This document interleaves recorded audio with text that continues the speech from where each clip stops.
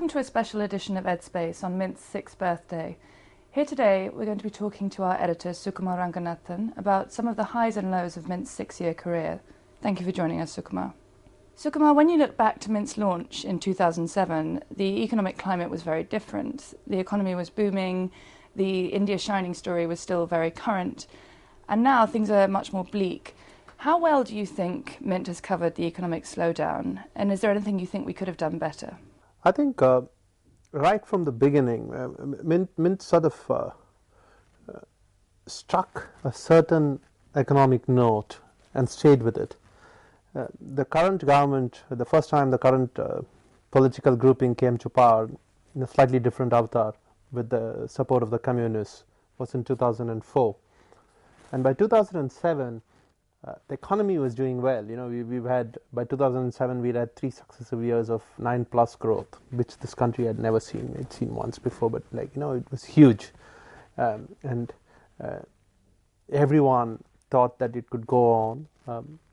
Indian companies were going out and making a rash of acquisitions, and I use the word rash very deliberately because of the kind of itch that banks now have because of that because of the rash of acquisitions. And I think the general tone of coverage in most newspapers, television channels was very celebratory. I think right from the beginning, the Mint newsroom, the views pages, some of the columnists pointed out that we hadn't really done a lot of things that needed to be done. We weren't tightening up fiscally. We were still very, very focused on entitlement-led programs. We weren't really going out and doing the kind of second-generation reforms that this country needed to do. Infrastructure was still an issue, power was still an issue, labor was still an issue, land acquisition was a mess. So it was coverage which was tinged with caution, tinged with warnings right through. And then, of course, 2008 happened, and things went rapidly downhill from 2008. If 2008 hadn't happened, if Bear Stearns and Lemon and all these things had not really happened, I think momentum itself would have probably seen the Indian economy going on till 2011 or 2012. Right? We wouldn't have seen some of the dips that we saw, but eventually it would have slowed down because I think since 2004 we haven't really, economically at least, done the kind of things that we should have done. It's another matter altogether that in the last 6 months we've suddenly started doing a lot of that. So I think finally pushed against the wall, the government has started to do a lot of things. But our coverage was very, very non-celebratory. It wasn't as if we were being economic Jeremiahs or something, but we were just striking a very even note about the perils that lay in store. And in that first year before 2008, when people suddenly realised the value of being cautious, were we criticised for being too sceptical? Was that something that we began to have a reputation for, or do you think we struck a fine line? No, see, I think for the first 2 months, the paper had nothing going for it. Right? We had a few decent stories. Everything was very well written, right? And we had some interesting columnists and a great design. But I think it takes time for the character of a newsroom, the character of a newspaper to sort of come together. So the first few months, and I'm saying first 2 months, it could have actually been much longer. I think it was just lots of disparate bits which didn't really come together. Forget not being, forget being viewed as a cynic, but I think for the first few months, no one even really took us very seriously. It was only after that we sort of, I think, embedded ourselves in public consciousness. And again, I use the word public very carefully because we are not a large newspaper and website with a huge reach. We have a fairly limited reach, but I think a lot of smart people read the newspaper and read the website. So we punch beyond our league. But the fact is, it's actually a very, very small reach if you look at it and you compare it to some of the other larger newspapers in this country. So for the first few months, no one really took us seriously, and I think even after we started, people started taking us seriously. That's when a lot of people accused us of being skeptics and cynics and looking at the negative side of things, and that continues to happen because whether it's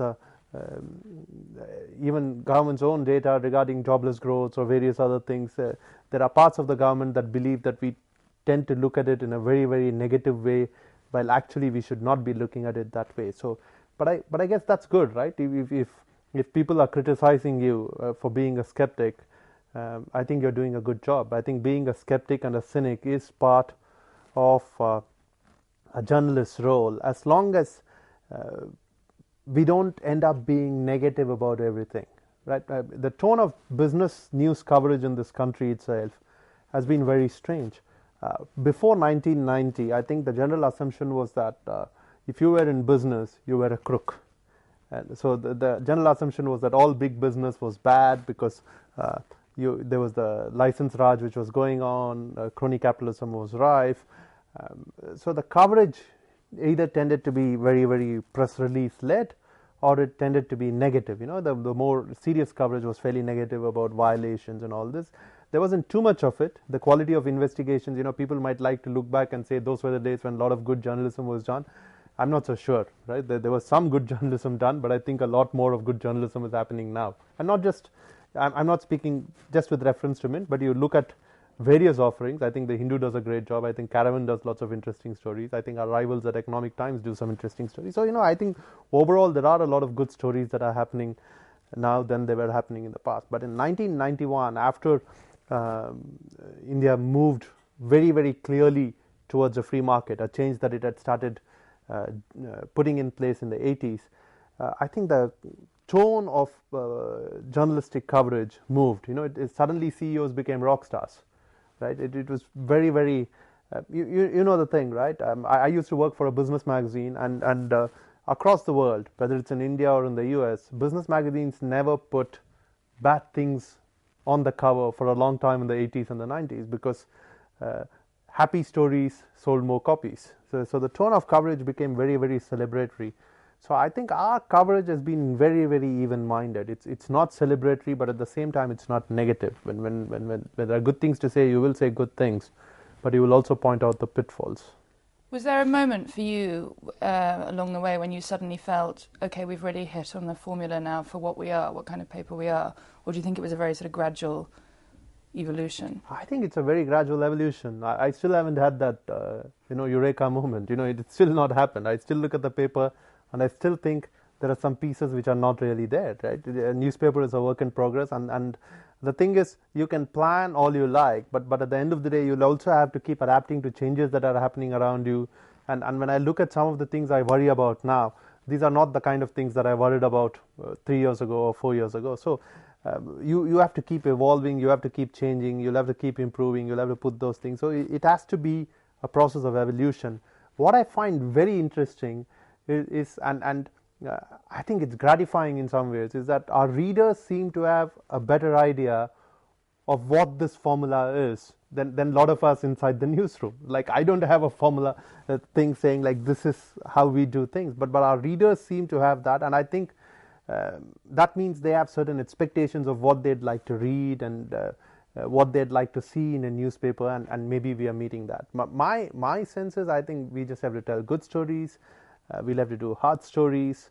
We have to cover substantive issues. We have to set the agenda where it's possible to set the agenda. We have to do it in a very, very interesting way with nice graphics and interesting layouts and great pictures.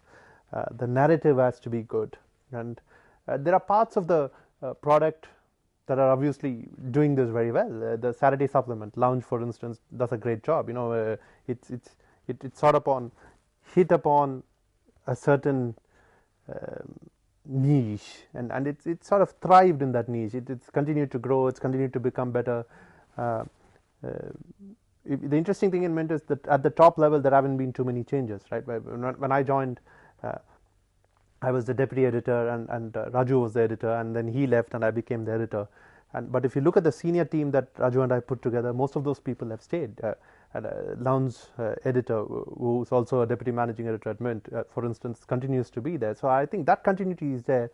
But people have come and people have gone, but the product has gone on right? And that's true of the Mint newsroom itself. So I think in some ways there is a process. If you ask me to put down what the process is in paper, I won't be able to. Maybe after 6 more years I'll be able to. But right now, I'm happy that there's a process that's not dependent on individuals. But all the same, I'm very, very happy to have lots of individuals around.